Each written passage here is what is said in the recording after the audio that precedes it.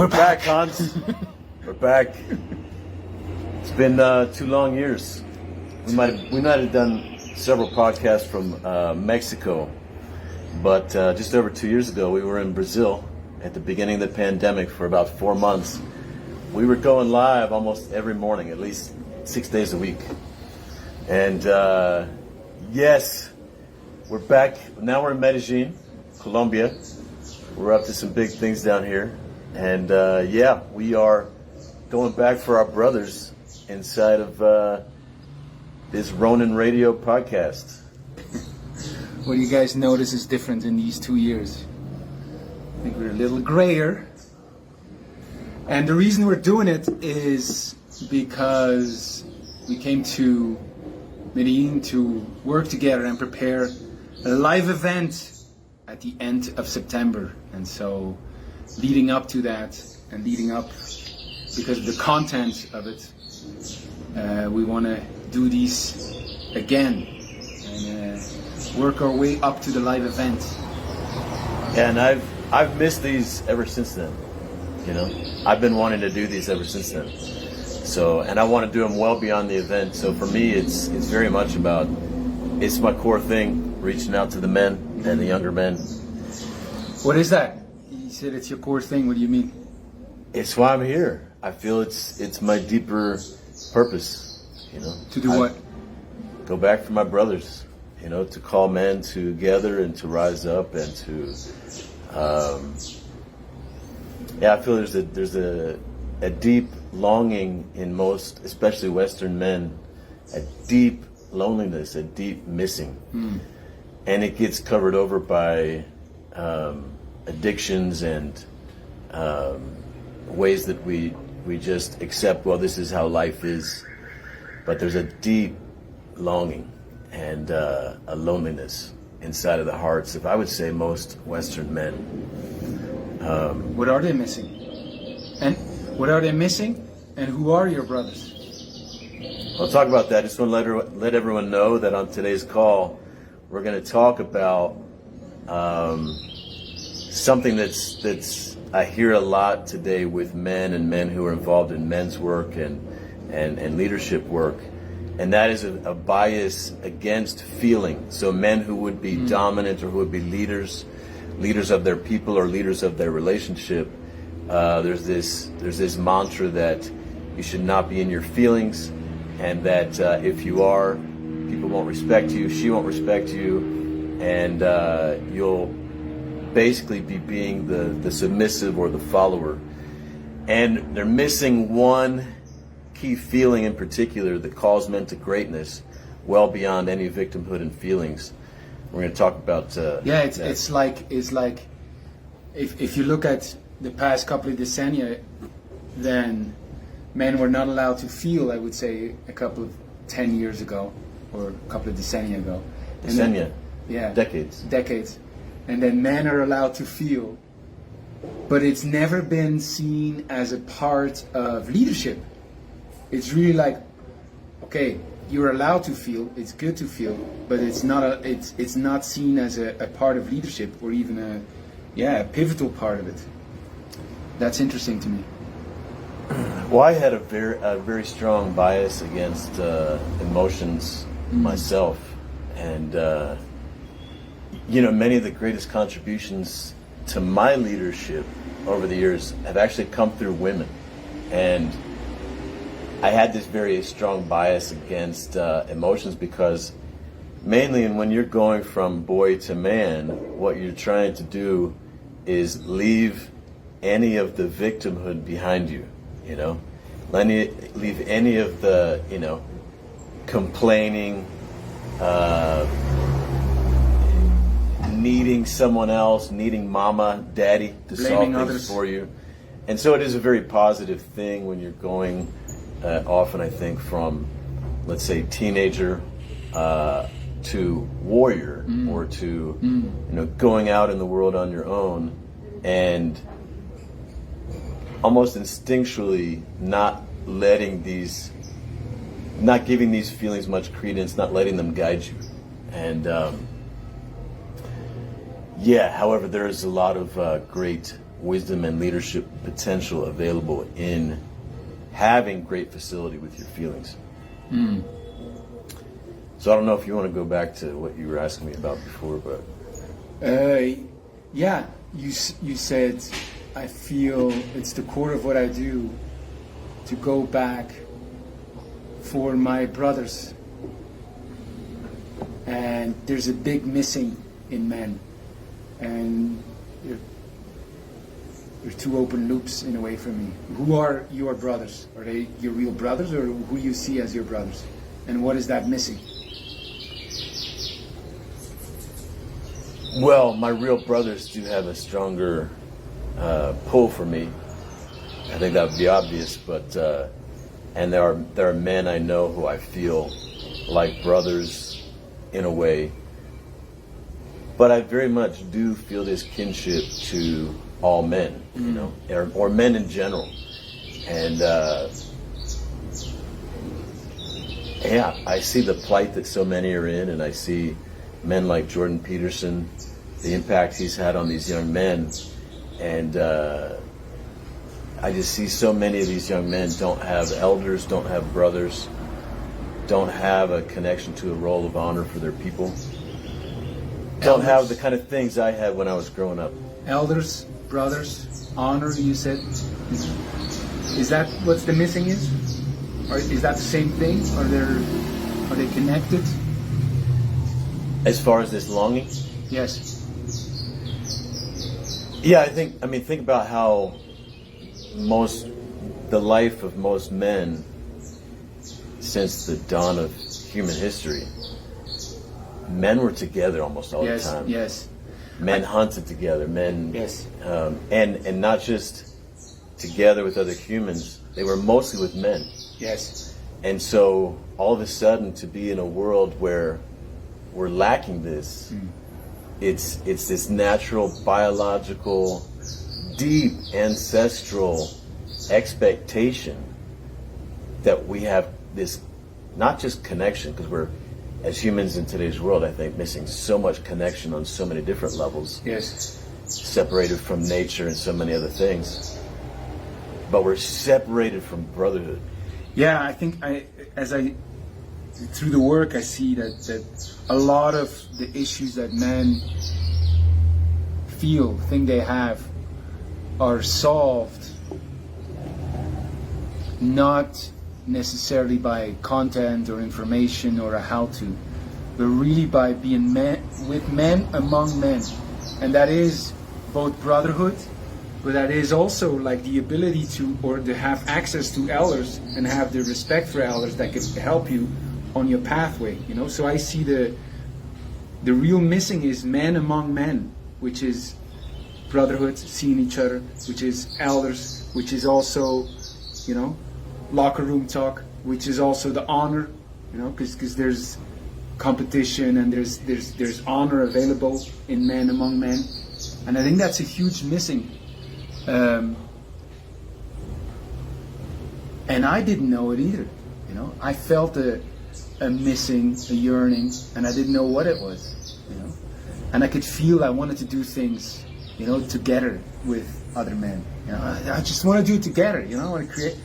And then as you grow in alliance, or you meet great friends, or, you know, you see that's what it is.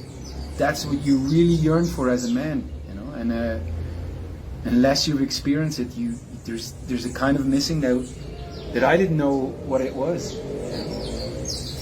And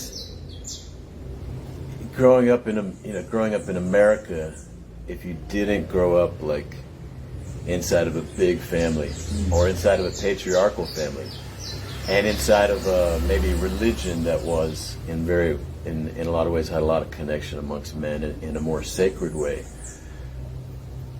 I imagine that a lot of men today, like you can get around other guys, but still be in that missing, still be alone, you know, and still have that longing. But even that is good. So let me ask you this: what's the difference being men among men and then having brotherhood? Okay, meaning just to be with men and then what makes it into a brotherhood or an alliance where the missing is fulfilled. And I'm saying because we're here in Medellín, and we're working with 3 other men, and we're having a warrior alliance, you know. And so we come together and we share our ambitions, our game that we want to play, the victories we go for. We gather, we do ice baths, we talk, we hold each other accountable, and it's fantastic, you know. Just the way just to be out there. I remember we were out there and we were having some drinks and some food, and we're among men, you know, and it's just great. And there was another table of only girls, and you could see the attractiveness of us, you know, just being men among men. Anyway, that is a great. There are 5 random men, okay, and that well, alone. Not so random. Okay, yes. We all answered a call to be part That's of a true. warrior alliance, Okay. and Okay. yeah. So which goes to the. You asked a question Yes, a little okay. bit ago, and it's you know, what's the difference between just men and brothers? I want to say first, I would say most men are not men, you know, and most older men are not elders. So, you know, you could have had a group of guys there at that restaurant, but they're not going to challenge each other. They're not going to call each other out. They're not going to rise to the challenge. They're not going to confront each other in that way and really stand for each other and kind of hold that high bar of pushing each other to greatness. And there's that quality that you have maybe more in a group of military brothers who are all in the same fight together, and you know you're in the foxhole together, and you're risking your lives for each other. Like that's brotherhood, you know. But I think that so many men today, they're missing that quality of who they could really be as a brother for other men. yes, As an elder for younger men. yes, And just as a man for themselves in their life at a greater level. And the missing is deep. the missing is deep, and what I'm realizing in these past 2 years is that the key, I think the key with the most leverage is for men to take the responsibility of being an elder. Showing up as an elder, I've seen, has the real biggest, that's the thing that could change the most, you know, because you could be a brother to someone, but if you have a man who shows up as an elder, doesn't mean just older, but as an elder and goes back for a brother, or takes care of a younger man in that sense, you know, I think that's the thing that really shifts most, that answers that yearning, that missing, and can create incredible things like brotherhood and honor, and that's a real. I feel that call very strong, and I didn't have it before. To take care of younger men, to say, "Oh, I can do that," you know? Wow, and you can see the effect of it. And a lot of the work I do is just being an elder for them. Yes. You know, and they could be older than me. Yes, You yes. know? And just, wow, okay, you show up And that way. there's a lot of honor in that. Yes. There's a lot of Yes. you know. So, yes. And what we mean by being an elder, you know, this is also, there's walls against this in our culture.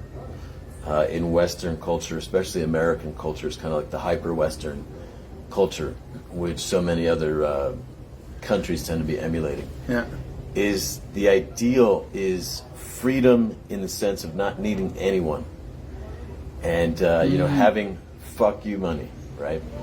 So to not need anyone, well, imagine if a younger man needs mentorship. Yes. You know, a brother, even your physical brother is going through tough times, you know, and you feel that need, you know, and that can feel like a burden on you, you know, and so you want to create this very independent life, you know, quickly unfriend people on Facebook. There's so much advice for young men today that I feel is damaging. We're here to take care of each other, and that's men and women. I would like to tell a story of a man I recently started working with, and he's a older man. He's 55, and for the past couple of decades, he's been, for lack of a better term, a gigolo. And he's an incredible man. Like really, he's so fascinating and inspiring to me. He has incredible dignity, incredible beauty, and integrity. And he came from massage. He was giving massage to people, and he became a gigolo in the sense that he decided, after a couple of decades living for himself, that he wanted to be in service of. And he said, I'm going to spend my time, my life, being in service of women. And it's amazing how he talks about it. I could feel that he really he wants to be there for the other. And it's in a sexual way, you know. He liberates the sexual part in women. He lets them be. I shouldn't laugh in any way, you know, but he allows them to integrate, explore the whore in them. You know? And for decades he's been in service, and then we talk. He resonated with some of the talks we had or the newsletter, and he talks to me, and I notice in the way he talks that he's drained from it. Just being of service, he feels he gets very little back, and he gets very little back of the women, and he has no man in his life. He has no man that know where he's at, because even the men, when they hear gigolo, they laugh, or they say they admire him, they're just fascinated, and they don't see how lonely this man is. He's so lonely. And I saw him on that call, and this is the first time I talked to him. We talked for 2 hours, and I was just being there because I realized that he needed to be taken care of. And so I was just there for him, you know, seeing, asking, listening, being with him, you know. And he said, he was crying. Nobody ever saw me this way. He's just given, and nobody sees him. And if you can give that to a man, you know, from a man to a man, that's, I think, is the beginning of being an elder. You know, you see them, you're there for them, and it's incredible what we, created since then. You know, and why did I say it? I have the same, that yearning, you know, to be seen, and by other men. And I think that's a great way of showing up as a brother, showing up as an elder. But I also realize I might be going off very much, but. Well, coming back to these blocks that we have against brotherhood and eldership, you know, there are a lot of men who kind of the dream is like, just retire, play golf, you know, be comfortable and enjoy, you know, the rest of your days. And there's so many young men out here struggling, you know, and there's blocks towards the younger men receiving from elders. We don't have respect in American culture, respect for our elders, and respect in general. I would say we're missing a lot of just respect in general. And so it's not easy to show up as an elder. It's not. Yes. And so many young men even are not open to it. Yes. You know, and we ourselves as older men we're also like frustrated in how do I do that? Yes. So how do you do that, Michael? Well, and this deep longing, I think also in a lot of ways, it's at the heart of everything that's fucked up in our culture, you know, from suicide to drug addiction to other kinds of addiction to a lot of violence, you know, men not having connection, men not feeling belonging, and men having a lot of shame rather than honor. It's destroying us. It's destroying us. So, okay, let's come back to this. What is being an elder? And then we'll come back to this feeling. Yes, and then after that, I want you to say how that feeds into the event that we're creating. All right. So you could say that being an elder is, I think, especially when there's this feeling to, this other man in my life or this younger man in my life, like when you have an excuse to turn away from him, and say, fuck this guy, like he's to this or that, or, being an elder in that moment is not dealing with him on an equal playing field, or on an equal level of like just individual man to individual man, but basically saying, you know what, I'm gonna take care of this guy. I'm gonna put my arm around this guy, and I'm gonna lead us to glory. I'm gonna lift him up. I'm going to elder him. I'm going to, you could say, be the bigger man, but it's more than that. It's really like, I'm going to take the lead. I'm going to take the lead. You use a lot of important terms like taking care and taking the lead, but like what that is specifically, I've seen in my experience is hard, because you could be thinking you're taking care. You could be thinking you're leading, when really you're still judging and you're pedantically telling the other what to do. So what is the core, the heart of taking care? What makes it successfully taking care? What makes it successfully leading? This is a great segue. It's a great segue into this feeling that I've touched on a few times. And it's a feeling I call honor. And so all judgment, all fear, all shame, all guilt, all resistance and doubt, all these things can be transmuted into this powerful feeling that occurs like a call from your soul to rise up and to lead. And it calls you to transcend the barriers that stand in the way of being loving in relationship, of being great in the face of fear. Yes, it's also because you almost suggest it as a mantra, but it's also the touchstone for yourself to know if you're really taking care, if you're really leading. Meaning, and we talked about the feeling of honor and many other things, but to know if you're really taking care is that person that you think you're taking care.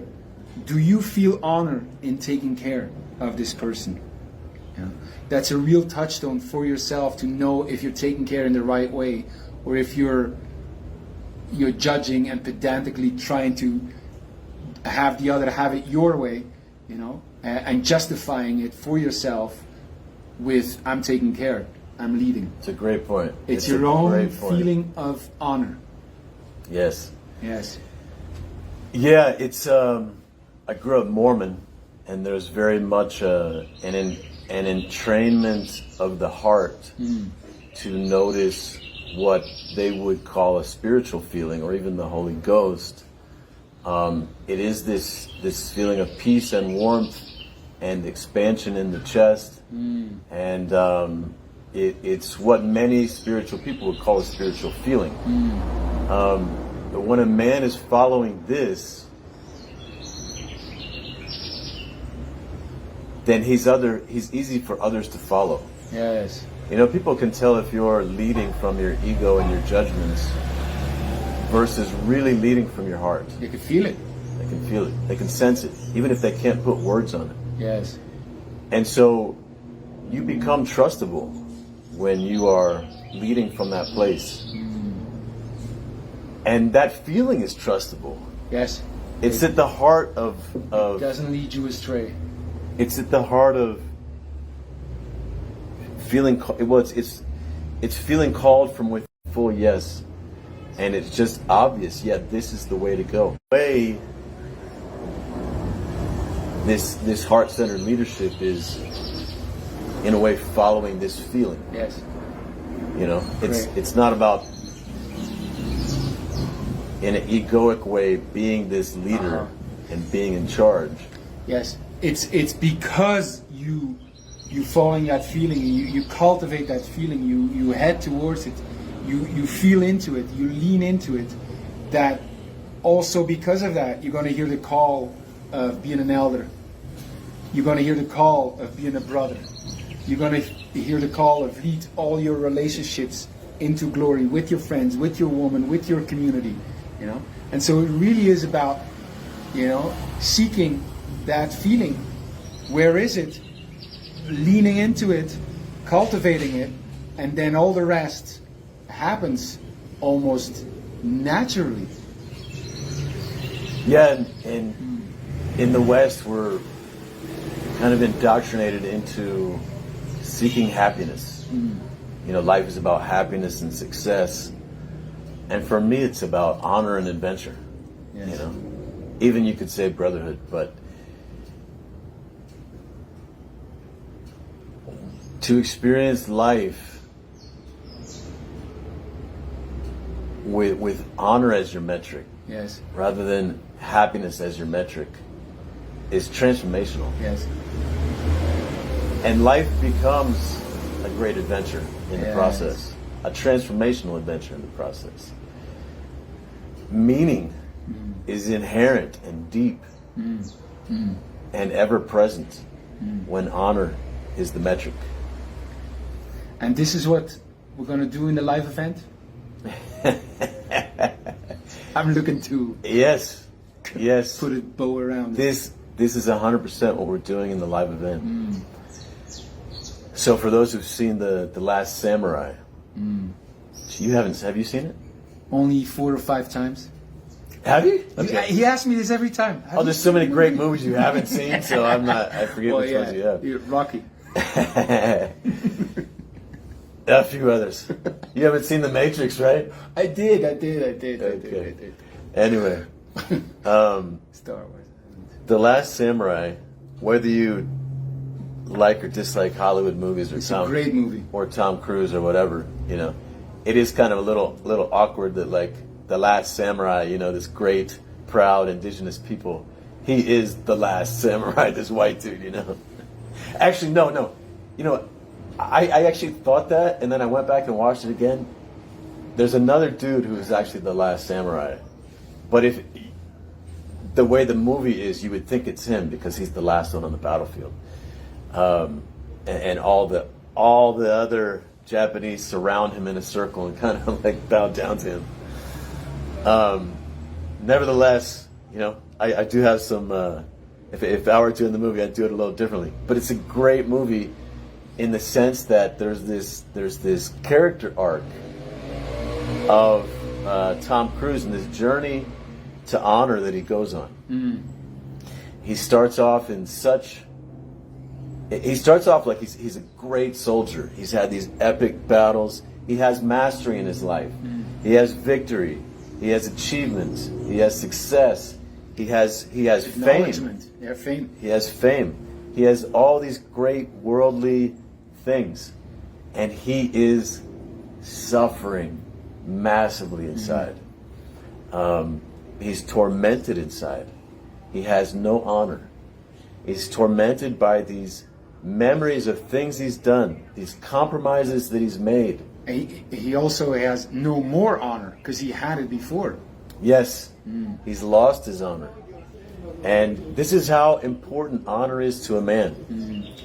He might not have been able to put words to it, but what happens is, and you know, he's an alcoholic, and he's killing himself. I say compromise kills, and it very much does. It slowly kills you, and you will kill yourself if you make enough compromise. you'll end up killing your soul and or taking your life eventually. But for most of us, it just chips away at us little by little. So he is recruited to go to Japan because they need great soldiers, great warriors, to go and train the Japanese military in their fight against the samurai, because the Japanese are modernizing under a new emperor, and the samurai are seen as an opposing force in a way, even though the samurai's commitment is to the emperor and to Japan. Like, they'll sacrifice their life, they'll sacrifice everything for that. So he goes to Japan and he gets into a battle, and you can see this narrative. The guy who recruits him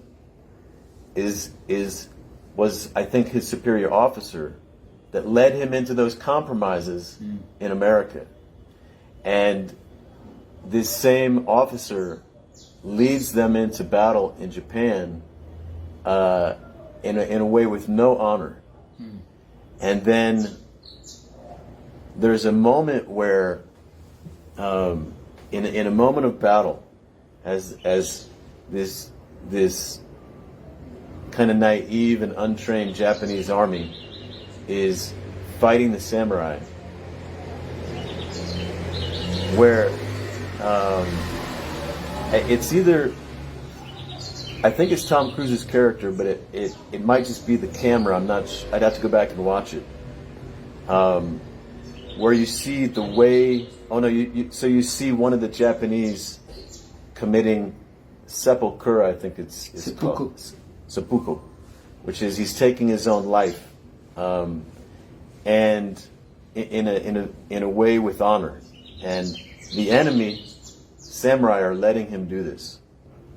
And it kind of stuns him and puzzles him. You know, he's seeing something there that's he sees he's it. in awe. He's going back. He's passing with the horse, and he sees it. You know, they're in the forest, and as he's stumbling by, you know, he sees that, and he go past the tree, and yeah, it's great.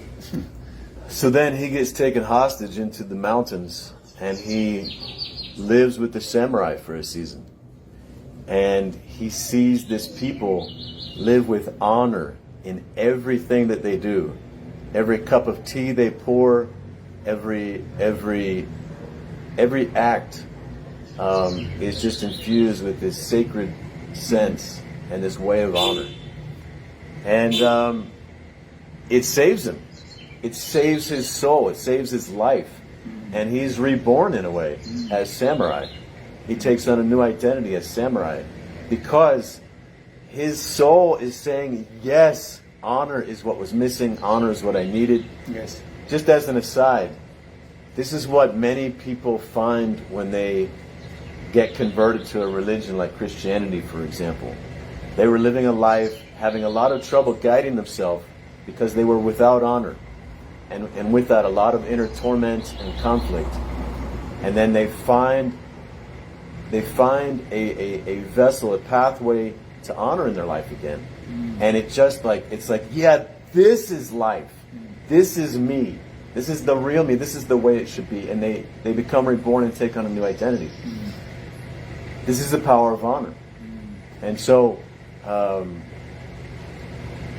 he gets his life back. And honor is it's a curious thing because it's something that it's so powerful. Men will both kill for it and die for it. It's so powerful. So if you want your life back, if you want to become a samurai, if you feel there's something in what we're saying right now, even if you can't put your finger on or articulate it, you know, you feel, or something there, talk to us, because we're creating something very special, and it's not the same as other things where it's just a workshop you pay for. You know, for the right man, this will be a different thing. For the right man, there will be an invitation. So if you feel called, right now.